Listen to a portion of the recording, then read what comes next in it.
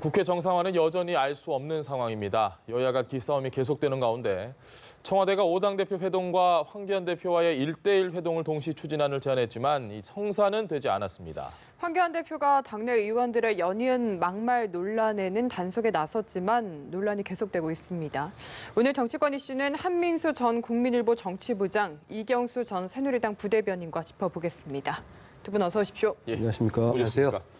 자, 정치권 이슈를 짚기 전에요. 일단은 헝가리 유람선 침몰 사고 관련해서 실종자 시신이 잇따라 지금 발견이 되고 있고요. 선체 내부 수색을 두고는 우리는 어쨌든 좀 빨리 선체로 가서 조금이라도 더 수습을 했으면 하는데 헝가리에서는 이해는 됩니다. 이게 좀 너무 지금 위험하다. 난색을 표하고 있는 상황인 것 같아요. 어떻게 보십니까? 지금 두 분이 네. 발견이 됐죠. 두 예. 분 여전히 한 17분 이 가족들의 품으로 돌아오지 못하고 있는데 참 안타깝습니다. 예. 근데 이게 7초 만에 허블리아니호가 침몰됐기 때문에 상식적으로 보면은 물론 유실되신 실종자도 있겠지만은 예. 선체 내부나 아니면 밑에 이렇게 깔리거나 하는 그런 가능성도 좀 있거든요. 있으니까 특히 우리는 이제 세월호 때도 수색을 많이 해봤고 해서 우리 대응팀이 좀 보자고 하면은 헝가리 측 좀 응해줬으면 좋겠어요. 일단은 헝가리는 빨리 좀 하고 싶어 하는 눈치 같습니다. 예. 여러 가지 뭐 본인들 상황에 어떤 점이 있겠죠. 인양을 예. 좀 빨리 그렇죠. 인양을 빨리 해서 어떤 뭐 수습이랄지 이런 사고의 후유증 같은 건가요? 벗어나고 싶어 하겠지만은 또 우리 입장은 다르지 않겠습니까? 예. 한 분이라도 빨리 찾아야 되고 하는 입장이기 때문에 물론 양국의 외교 당국이 지금 협의를 하고 있으니까 잘 될 것 같지만 그래도 우리 측 우리가 어찌 보면 최대 피해자 아니겠습니까? 예. 그런 우리 희생자들이 있고 지금 가족들도 가 있지 않습니까? 일단은 최대한 우리 측 입장을 헝가리 당국에서 좀 수용을 했으면 좋겠다 이런 바람을 가져봅니다. 알겠습니다. 네, 참 상황이 안 좋은 상황에서 뭐 내부 수색도 해야 하고 한편으론 잠수부들 안전도 생각해야 하고 참 어려움이 많을 것 같습니다. 예, 지금 뭐 헝가리 입장에서는 제가 볼 때 이런 것 같아요. 이 사건이 이제 그 다뉴브강이라는 데가 이제 6개국인가 7개 유럽의 7개국 동구권 예. 한 6, 7개국에 흘러가는 이제 다국적 강이거든요. 그러다 보니까 이번에 이제 그 수습된 분내 그 거리도 한 132km인가요? 124km인가? 예, 떨어져 있기 때문에 아마 헝가리 당국에서는 이게 잘못하면은 그 국경을 넘어서까지 갈 수 있다는 그런 상황도 좀 고려되는 것 같은데 제일 헝가리 당국이 우리의 입장과 다른 거는 이 사건을 빨리 수습을 해가지고 다시 정상화된 어떤 뭐 관광 산업이라든지 이런 것을 다시 빨리 재개하고 싶은 그런 마음이 더 앞서지 않느냐. 저희하고는 전혀 다르죠. 저희는 지금 희생된 분들의 한 분이라도 시신을 더 수습하는 거하고 또 시신을 수습한 거하고 시신을 수습하지 못한 그 실종 상태하고는 그 유가족들의 그 심리적인 패닉 상태가 전문가들 얘기 들어보니까 다르다 그래요. 그러니까 빨리 수습해야 되기 때문에 저희는 이제 또 과거 세월호 때처럼 빠른 시간 내에 수습하고자 하는데 헝가리 당국은 그것보다는 자기네 나라가 빨리 이걸 정상화해가지고 산업 관광성 다시 해야 되겠다는 이 차이가 있는 것 같아요. 그래서 우리 외교 당국이 조금 더 노력을 해야 될 부분은 이게 단순하게 뭐 헝가리의 국가의 어떤 산업도 중요하지만 이거는 희생자들의 가장 기본적인 인류의 보편적인 감성 이런 것들이 더 우선적이 아니겠냐 해가지고 좀 설득할 필요가 있지 않냐 이런 생각이 듭니다. 알겠습니다. 자, 국내 이슈로 좀 돌아오겠습니다. 정말 시급한 국회 정상화를 두고 청와대가 본격적으로 나섰는데요. 5당 대표하고 얘기하고 나서 황교안 대표하고 1대1 회동하자. 근데 한국당에서는 역제안했습니다. 3당 대표. 5당 대표 만나고 3당 대표 만나고 이게 뭐가 그렇게 중요한가 싶기도 합니다. 일전에 제가 이 자리에 나와서요. 그러니까 원내대표 간의 협상 외에도 대통령과 당대표들 간의 회동이 투트랙으로 갔으면 좋겠다. 그런 말씀을 한 적이 있었는데 실제로 움직였어요. 움직인 게 당연하죠. 지금 제일 어찌됐든 청와대와 대통령과 여당이 이 국회가 정상화 안 되고 이 국회가 정치권 정상화 안 되면 가장 큰 피해를 보고 책임을 질 수밖에 없는 겁니다. 뭐 제1야당이 뭐 장외투쟁 때문에 원인이 어디 있든지 간에 그런 상황인데 이거는 조금 살펴볼 필요가 있어요. 왜 이렇게 좀 꼬여버렸어요. 또 이것도 이 자체도. 왜냐하면 이런 것들은 사실 외부에 그 성사됐다는 소식이 알려지기 전까지는 물밑에서 누가 어떻게 했다는 것들은 안 알려지는 게 비공개로 좋습니다. 가는 거죠. 그렇습니다. 근데 이게 공교롭게도 이게 바른미래당의 손학규 대표가 오늘 예. 이제 의원총회에서 예. 마치 사당 대표와 대통령이 만나는 게 추진되는 것처럼 말씀을 하셨어요. 그 얘기 한번 듣고 오실까요? 네. 그러면 저희가 그러시죠. 준비한 게 있는데 예. 손학규 대표 얘기를 한번 듣고 나서 계속해서 부장님 얘기 좀 들어보겠습니다. 자유한국당이 빠진 사당 대표와 대통령의 회담은 의미가 없다. 문재인 대통령이 여야 영수회담을 제안했지만 이후 상황이 진척된 것이 무엇이 있습니까? 오히려 대통령이 나서서 야당을 비판하니까 국회와 함께 국정을 운영할 의지가 있는 것인지 묻지 않을 수 없습니다.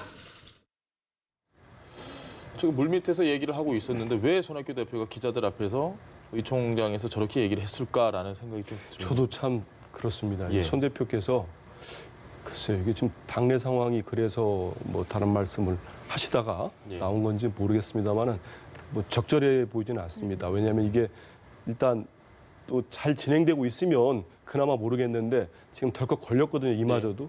그러니까 이걸 과정을 살펴보면은 31일 날 이제 또 황 대표가 또 좀 이따 얘기하겠습니다. 왜 예. 자꾸 정무수석을 안 만나고 있는지도 잘 모르겠어요. 좀 의문점들이 계속 이어지는데 네. 어찌됐든 뭐 이현승 비서실장을 만나서든지 간에 네. 계속 제안을 했고 그게 31일이었습니다.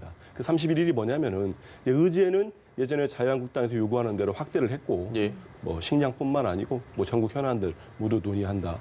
의지 확대하고 그쪽에서는 이제 황 대표와 대통령 간의 1대1 회동을 계속 요구해 왔잖아요. 그러니까 같은 날 7일 날 오후에 5당 대통령과 5당 대표 간의 회동을 하고 이어서 바로 대통령과 황 대표가 만난다 네. 했는데 그러나 3일 뒤입니까? 2일 날 이틀 뒤군요. 그 한국당이 역제안을 금방 앵커 네. 말씀하신 대로 대통령과 1대1을 하는 거고 3당 대표만 하자. 그러면은 이제 그 민주평화당 정의당은 빼자. 그렇죠. 예. 그게 이른바 1대4 구도를 어떻게든지 피해보겠다. 뭐 그런 의도 아니겠습니까? 근데 저는 어찌됐든 간에 그런 상태에서 3일 날 가서 강기정 수석이 손학규 대표를 만난 거예요. 예. 만나서 그 두 분 간에 어떤 얘기가 있었을 겁니다. 있으면서 그 앞에 있었던 한국당과의 협상 과정이 좀 설명이 되지 않았겠습니까? 예. 그러다 보니 이 한국당과의 어찌됐든 수정제의 요구는 청와대에서 받을 수 없다는 입장이거든요. 예. 그러다 보면은 대통령과 당대표 간의 회동이 지금 제대로 진척이 안 되고 있다. 그런 과정에서 어떤 사당 대표간이라도 만나야 되는가?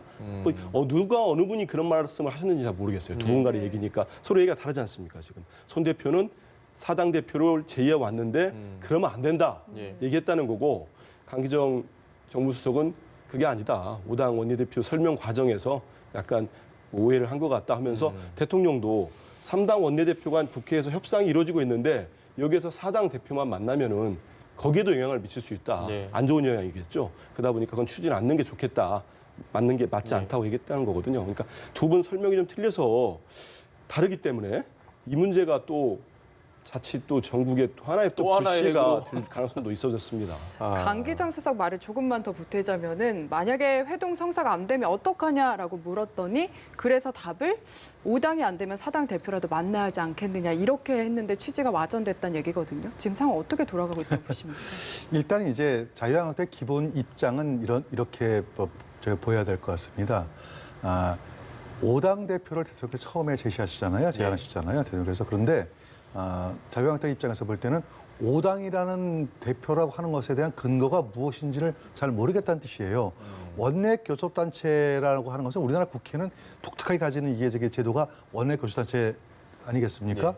20석 이상 가진 그 정당에게 원내 교섭단체 지위를 부여하고 원내 협상할 수 있는 지위를 거기에만 부여한단 말이에요. 그러니까 정당 대표 간의 모임이라고 한다면은 원내 교섭단체만 하든가 아니면은 그와 관계없이 모든 정당 하면은 대한애국당도 끼고 민중당도 끼자 이게 맞는 거 아니냐라는 이제 그런 차원에서 역제안할 수는 있습니다. 다만 이제 이 시기에 과연 형식이 과연 중요하냐는 이제 사실 그건 이제 별개의 문제죠. 다만 자유한국당 입장에서 볼 때는 정치는 특히 대통령께서 어떤 제안하실 때에는 가장 큰 문제가 의전입니다. 의전. 그 의전 잘못하면은 정치 잘못하고 모든 게 다 어그러진다라는 것이 굉장히 이 정치권에서는 유명한 정설 가운데 하나거든요. 그런데 의전상 안 맞다는 거죠. 쉽게 얘기하면은 형식은 물론 그래서 형식이라는 게 이제 의전 형식을 이제 말하는 거고 그 다음에 강기정 수석께서 아마 저기 그 바른미래당의 손학규 대표를 만났을 때는 이런 게 있을 거예요. 지금 정무수석이 가장 고민스러운 게 국회가 꼬이면은 아까 한 교수님 말씀하셨듯이 예. 정부이 꼬이면 누가 일차 책임되느냐? 정부 여당이 일차적 책임은 지게 돼 있어요, 무조건. 예. 네. 아무리 제1야당이 뭐 몽리를 부리건 뭐 앙탈을 부리건 상관없이 그 책임은 누구냐? 힘을 가지고 책임을 가진 사람이 먼저 풀지 않는데 무슨 방법이냐? 이런 게 바로 국민들의 정서이기 때문에 정무수석 입장에서 볼 때는 이걸 빨리 풀어서 당장 국회를 열어야 되고 예. 국회를 열어서 추경 심사해야죠. 민생 법안이면 깔려 있지 않습니까? 이거 빨리 해야지 대통령께서 다음 단계로 넘어갈 텐데 이게 꽉 막혀 있으니까 아마 강기정 수석 입장에서 볼 때는 좀 다급하니까 만약에 자유한국당이 끝까지 형식 문제에 이걸 매몰돼 가지고 네. 참여를 안 하겠다면은 나머지 사당이라도 해서 빨리 국회를 열어야 되는 거 아닙니까? 예. 아마 이렇게 제안하신 것 같아요. 다만 근데 문제는 그렇게 했다 하더라도 손학규 대표가 그 말씀을 밖으로 한 거는 대단히 이거는 좀 문제라고 결례다. 역시 보시네요. 예, 이건 결례죠. 왜냐하면은 이건 사실은 그렇게 하자고 하는 것은 지금 절박하니까 한 나오는 얘기를 갖다가 상대방의 절박한 것 갖다가 거꾸로 마치 약점 폭로하듯이 이렇게 말씀하시는 거는 왜 그랬을까요? 제가 볼 때는 이유는 여기에 있다고 보여져요. 지금 최근에 바른미래당의 내분의 가마 양상을 보면 이거거든요. 소위 말하는 이제 그 국민의당계하고 바른정당계 이쪽에서 볼 때는 손학규 대표가 지나치게 친여 행보를 하고 있다는 거에 거기에 불만인 거예요. 예를 들어 가지고 패스트트랙 그거는 이제 안 맞는 건데 마치 여당 편에 편승한 것이 그럼 야당이냐 우리가 여당이냐 마치 뭐 혹시라도 이 의원 중에서 몇 분이 나중에 민주당에 가려고 하는 게 아니야 라는 이런 의심의 눈초리 보이는 건 사실이거든요. 네. 거꾸로 또 주류 측에서는 너희들이 바로 자유한국당을 가려고 하는 거 아니야 이런 예. 불신이 있기 때문에 손학규 대표 입장에서 볼 때는 그게 아니고 우리는 분명히 야당이 맞다. 그래서 이 당 끝까지 끌고 간다라는 것을 보여주기 위해서는 뭔가 건이 있어야 되겠는데 아주 그 건을 지금 강기정 수석이 갖다가 터트림으로 해가지고 네. 그 건을 이용했다고 보여집니다. 그러나 손학규 대표의 이번 그 저기 퇴담 폭로는 예. 대단히 부적절했습니다. 결과적으로 보면요. 손학규 대표가 얘기하는 거는 청와대를 비판을 하면서도 5당 대표 다 만나야 된다. 청와대 원래 아닙니다, 이거. 그런 측면은 또 있죠. 예. 그래서 이 상황에서는 대통령이 9일부터죠. 예. 여기 또 순방을 나가시는데 그 전에 전 7일 오후에 좀 열렸으면 좋겠습니다. 꼭 좀 했으면 좋겠는데 이 상황에서 이제 자유한국당의 황교안 대표가 이제 강기정 수석을 여러 차례 제안을 한 것 같아요. 예. 보도에 따르면은 그거를 이제 만나지 않았었는데 현재 일단 의제는 본인들이 원하는 대로 좀 확대가 되고 있습니다. 예. 그리고 대통령과 정치권의 정당 수상들이 만나서 대표들이 만나서 초당적으로 협력하는 모습처럼 지금 우리 경제 많이 안 좋다고 하지 않습니까? 미중 무역 전쟁 때문에도 그렇고 이런 상황에서 정치권이 한 목소리를 낸다는 거는 그보다 더 중요한 건 없을 것 같아요. 네. 그래서 의제도 본인들 원대로 확대가 됐고 그다음에 1대1 회동이 그것도 받아줬죠. 받아와졌어요. 청와대에서. 그리고 잠깐만 다르게 생각하면은 꼭 저기 한국당은 이제 이른바 민주평화당과 정의당이 많이 미운 것 같아요. 그래서 계속 이렇게 빼려고 예. 계속 하는데 일단 원내에서는 그마저도 민주당이 좀 받아줘가지고 현재까지는 3당 원내 교섭단체만 계속 합의를 하고 예, 있습니다. 예. 그러다 보니 정의당하고 민평당에서는 지금 아주 안 좋은 네. 불만이 나오고 있는데 그런 상황이니 보면은 저는 대통령과 당대표 5분이 만난 거 직후에 3분 만나는 것보다 모양새가 더 역으로 생각하면 있지 않을까 싶어요. 저는 고민을 해봤거든요. 나라면 어떨까? 보니까 대통령과 5분 만나서 여러 명 더 있다가 많이 있다. 바로 이어가지고 예. 딱 대통령과 2분이 만나는 거예요. 그러면 예. 이른바 이제 황 대표께서 정치권에 입문하고 처음으로 더 이제 돋보일 수 딱 있겠네요. 대통령과 만나는 스포트라이트를 받는 건데 더 돋보일 것 같은데요. 거기서는 다른 당대표 얘기할 때 일부러 얘기 안 나는 모습도 좀 보여주고 네. 딱 2분이 만났을 때 이거 해주십시오 할 수도 있는 거고 조금만 마음을 바꾸거나 좀 생각을 바꾸면 이럴 때는 청와대도 좀 양보를 했다고 한다면 그러면 한국당도 이런 걸 좀 흔쾌히 황 대표가 결단하는 형식으로라도 해서 대통령 순방 가기 전에 좀 만나서 풀 건 풀어주고 당대표에서 만나서 풀리면 이 국회는 당연히 풀리게 돼 있습니다. 예. 그렇게 됐으면 좋겠습니다. 말씀하신 대로 얘기하실 게 예. 있으신 것 같은데요. 예. 한 교수님 말씀 저도 굉장히 동의해요. 예. 참 그렇게 되면 그림이 멋있을 것 같잖아요. 예. 근데 실제로 언론에 비춰진 그림은 5당 대표회담만 그림이 그려지고 두 분이서 따로 만나서 하는 영수회담은 철저하게 보완해 갈 가능성이 높습니다. 물론 이제 대통령께서 양해하셔가지고 1대1 면담에서 나왔던 내용은 황 대표께서 브리핑을 하십시오라고 이렇게 할 수도 있죠. 근데 그것도 또 이제 위험한 게 청와대 대변인도 또 발표하고 또 황교안 대표도 얘기가 다른 당에 오시면 그런 문제가 생길 가능성이 있거든요. 그러면 무엇이 키포인트가 있냐면 5당 대표가 모여 있는 거기에서 나온 것들이 저기 키포인트가 되고 언론에서 나올 텐데 그럴 경우에 예를 들어 가지고 뭐 대표적으로 그렇지는 않으시라고 저는 믿습니다만 정의당 대표께서 황교안 대표에 대해서 일방적으로 이 뭐 책임을 저기 제1야당인 자유대 져야 된다라고 이렇게 공격적으로 나오면은 거기에서 반박을 할 수도 없고 우리끼리 야당끼리 반박을 할 수도 없고 거기서 굉장히 곤혹스러운 입장이 펼쳐질 거예요. 그래서 제가 볼 때 황교안 대표는 일단은 형식이라고 하는 것도 중요하니까 원내 교섭단체와는 한정을 지어서 하고 그 다음에 나중에 또 이제 필요하시면은 뭐 대통령께서 각 당의 대표들 따로따로 부르시는 게 어떻겠느냐라는 이렇게 하는 것이 오히려 자유한국당 입장이 이런 입장이 아닌가 싶습니다. 스튜디오에서는 지금 평소 한 2주 전보다 분위기가 많이 좋아지고 있는 것 같은데 국회에서 나경원, 이인영 두 원내대표는 여전히 기싸움이 대단합니다. 한번 들어보시죠. 하루라도 국회 탓을 안 하면 입안에 가시가 돋는지 궁금합니다. 본인 북유럽 순방전의 모든 것을 끝내달라고 합니다. 대통령 일정에 국회가 맞추라는 그런 오만한 태도입니다. 자유한국당의 또 다른 이름은 민생 포기당입니다. 자유한국당 어디에도 경제와 민생의 절박함을 해소하고자 하는 진정성을 찾아볼 수가 없습니다. 경제와 민생은 말뿐이고 정작 주장하는 것은 막말 퍼레이드와 자신들의 정략뿐입니다. 두 분의 말씀이 뭐 서로 다 맞다고 치더라도 저는 이 정도면 국민들을 좀 기만할 정도가 된 것 같다라는 생각이 드는 게 지금 본회의 문연 일수 보면 참담한 수준입니다. 좀 식물국회 이런 식물국회가 없다 비판이 이렇게 센데 법안 처리율 같은 경우도 19대보다 훨씬 떨어져요. 그러니까요. 참.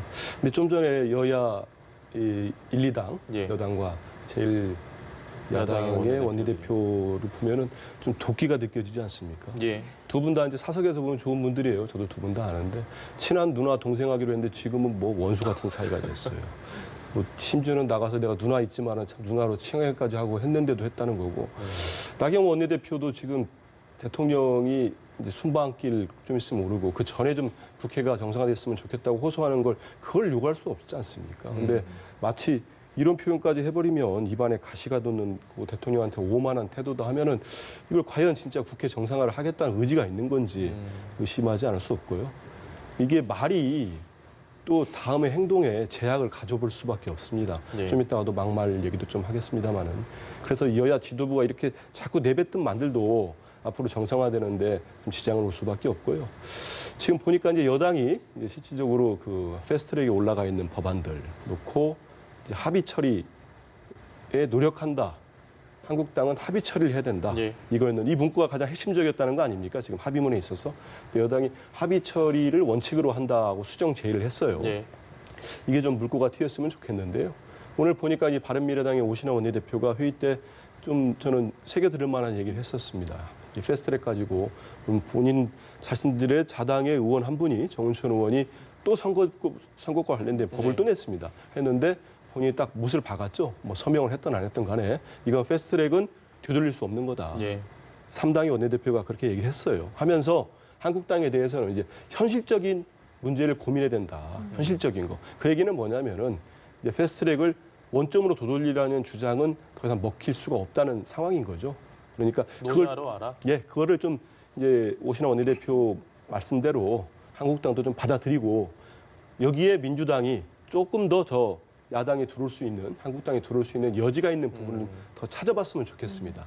이번처럼 또 수정 제의도 하고 다른 어떤 부분들을 좀 더 이렇게 윤활유 역할을 할 수 있는 부분들이 또 있는지 찾아서 빨리 저희 원내에서도 세 분이 또 만나서 계속 저런 말씀들로 서로를 자극하지 말고 머리를 맞대고 하는 모습들. 그게 말씀하신 대로 국민들이 볼 때 그게 일하는 국회지. 그럼요. 계속 저런 모습들만 보여가지고는 그래서 정치권 욕먹는 거 아니겠습니까? 알겠습니다. 저희가 오늘 할 얘기가 참 많은데 시간이 부족해서 이슈를 좀 넘겨보겠습니다. 양정철 민주연구원장의 행보가 자꾸 주목을 받는 것 같습니다. 지금 민주연구원 협약식을 이유로 해서 여권의 잠재 대권 주자들이 잇따라 만났거든요. 정치적인 해석을 하지 말라고 하는데 자꾸만 해석이 나오는 것 같습니다. 어떻게 보십니까? 정치인 보고 정치인의 행동에 대해서 정치적인 해석을 하지 말라고 하는 거는 그거는 전혀 제가 볼 때는 이제 안 맞는 말이죠. 다만 이제 양정철 원장의 행동이 자꾸 전방위적으로 이렇게 하는 것 중에서 과연 민주연구원장으로서의 자기 직분에 맞는 행동이냐 아니냐는 첫 번째가 있고요. 좀 궁금해지긴 합니다. 그다음에 두 번째, 아무리 대통령의 최측근이라고 얘기를 하지만 최측근으로서의 자칫 잘못하고 행동하는 것이 네. 잘못하면 대통령께 누가 되면 어떻게 하는 그런 부분도 고려를 해야 되실 거예요. 네. 일단 서훈 원장하고 만남은 정말 대통령께 누가 됐어요. 네. 예, 이거는 뭐 변명의 여지가 없는 거고. 그다음에 두 번째, 이번에 이제 그 서울시 그다음에 경기도 방문한 네. 거는 제가 볼 때는 이 자체는 제가 볼 때는 뭐 문제는 없어 보여요. 일단 민주연구원하고 뭐 서울시 연구원이나 아니면 뭐 경기도 연구원 같은 경우 업무 협약식을 하기 위해서 이제 만난 거 아니겠습니까? 네. 제가 볼 때는 정당의 연구소가 각 지방자치단체의 어떤 연구소하고 협력을 하게 되면 상당히 시너지 효과가 있을 부분이 분명히 존재한다고 보여져요. 예. 그리고 또 이번 기회에 말씀드리면은 그 서울시 연구원이나 서울시정 연구원이나 경기도 연구원이 예. 자유한국당 여의도 연구원하고도 업무 협약식을 좀 맺었으면은 뒷말이 없을 거다라는데 비단 이게 처음 시작되는 거거든요.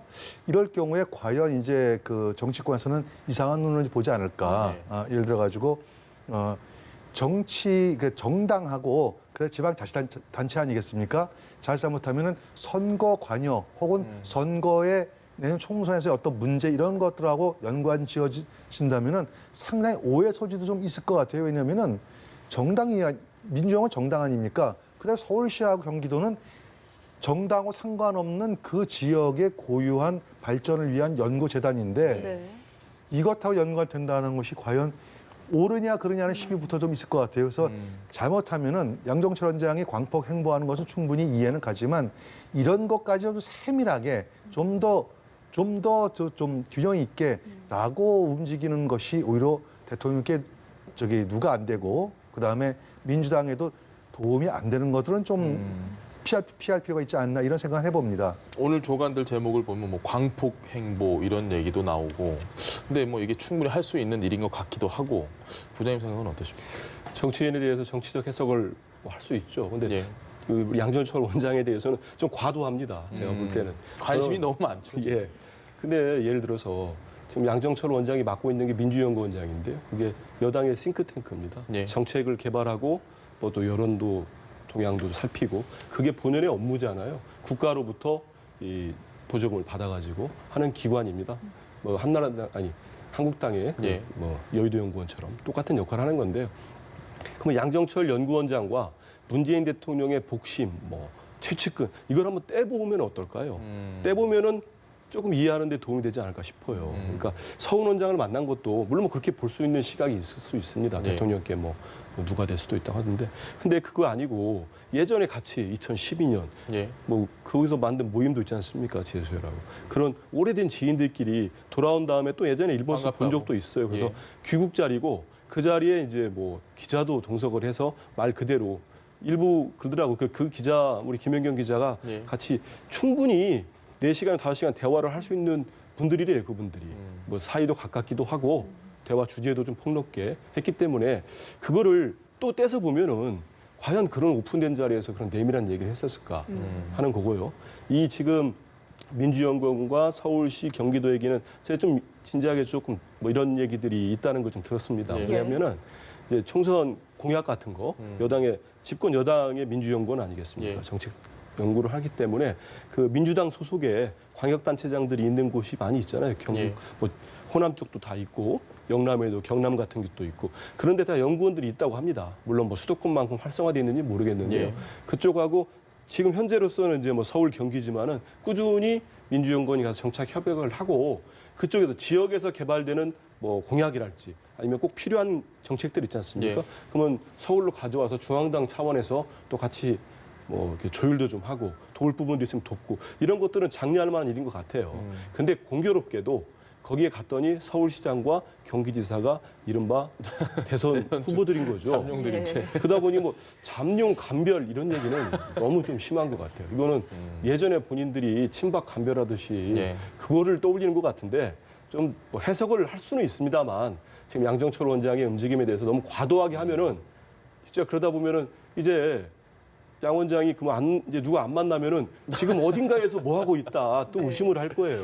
그러니까 네. 있는 그대로 좀 볼 필요도 있지 않나 싶습니다. 알겠습니다. 양정철 원장의 행보에 대해서는 두 분 의견이 갈렸는데 이건 네. 어떨지 좀 궁금합니다. 한국당의 막말 논란이 끊이질 않고 있거든요. 지금 정용기, 민경욱, 한선교 의원까지 이런 막말 논란에 대해서 우선 두 분의 한 줄평 들어보도록 하겠습니다. 특별히 한 줄평이랄 건 없고 그냥 저는 그냥 과유불급이다. 과유불급이다. 네, 그런 말씀을 좀 드리겠습니다. 이제 내용이 뭐냐면요. 사실은 그동안에 이제 황교안 대표 취임 이후에 어떤 이제 대여 투쟁이 이제 들어가는 것이 상당히 효과가 있었다고 보여져요. 네. 실제로 자유한국당 황교안 대표 취임 전하고 취임 이후하고 지금의 한 달 정도 반 정도 그 민생 투어를 하고 난 네. 다음에 자유한국당 지지율이 상당수 올라간 건 사실이거든요. 네.